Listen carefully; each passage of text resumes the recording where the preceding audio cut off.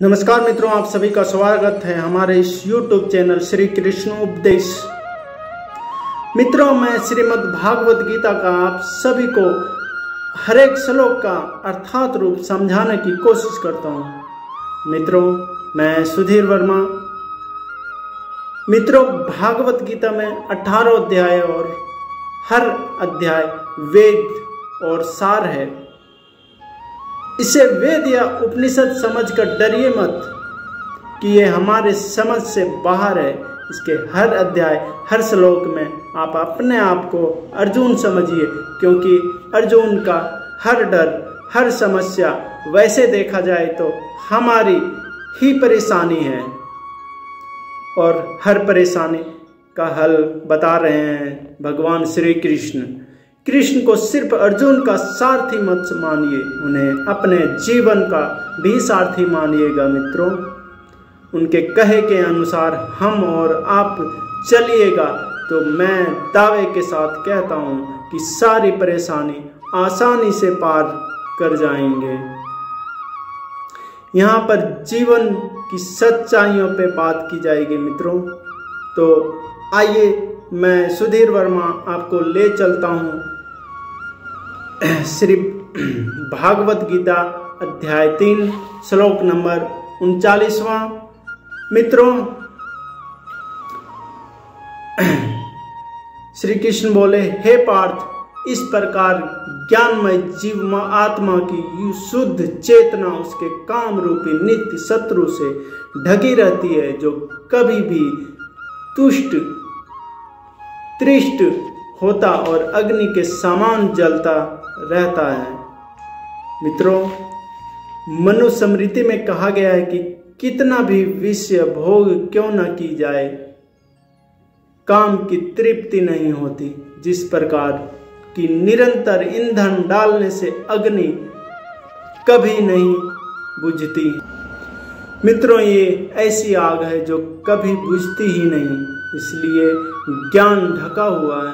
भोगों से कभी कोई तृप्ति नहीं हुआ। पैसा अगर कमाया है तो और कमाना है, खाना अगर खाया है तो और खाना है।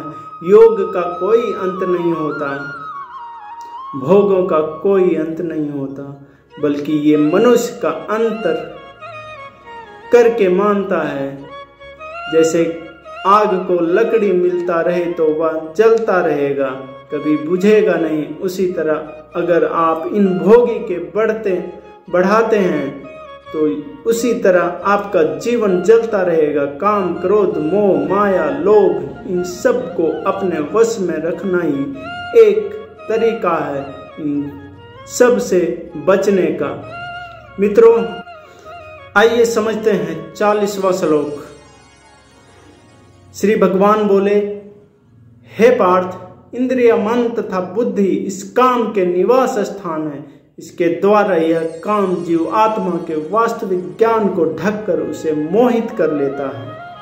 तात्पर्य मित्रों, चूंकि शत्रु ने बुद्धिजीवी के शरीर के विभिन्न सामरिक स्थानों पर अपना अधिकार कर लिया है, अतः भगवान कृष्ण उन स्थानों का संकेत कर रहे हैं, जिससे शत्रु को जीतने वाला यह जान ले कि शत्रु कहाँ पर है।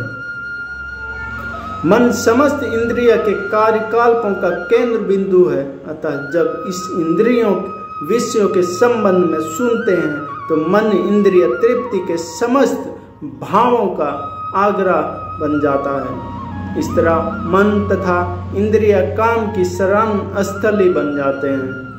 इसके बाद बुद्धि ऐसी कामपूर्ण रुचियों की राजधानी बन जाती है।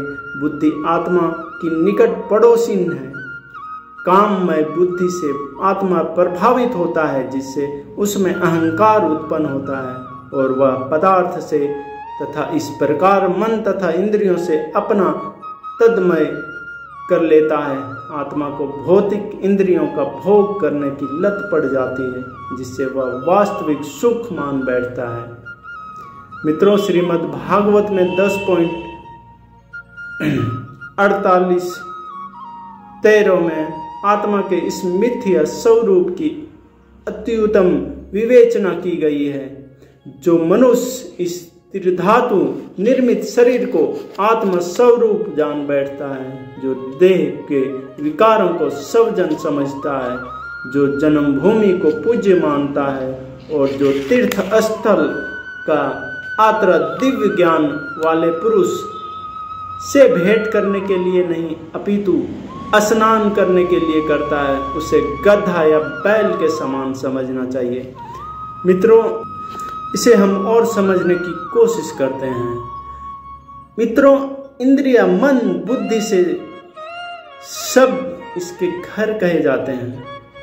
ये काम इंद्रियों द्वारा दी गई हुई ज्ञान को कवर करके जीव आत्मा को मोहित करता है।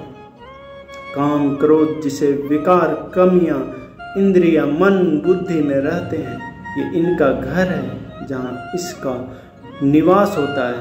ये ऐसा विषय है कि घर में रहकर ही घर के मालिक को खत्म करने की कोशिश करती है। कुछ अच्छा देख मन में लालच आता है, काम पूरा न होने पर क्रोध आता है और हम इनके बस में रहते हैं। मित्रों, आज हम 2 श्लोक पूरा कर पाए। मित्रों, मैं सुधीर वर्मा आप सबको श्रीमद् भागवत गीता का यह दिव्य ज्ञान को मैं समझाने की कोशिश करता हूँ, हर एक श्लोक का समझाने की कोशिश करता हूँ। मित्रों, आप सबसे उम्मीद करता हूँ कि आप इस चैनल को लाइक एवं सब्सक्राइब एवं शेयर करेंगे। मित्रों, धन्यवाद, फिर मिलते हैं।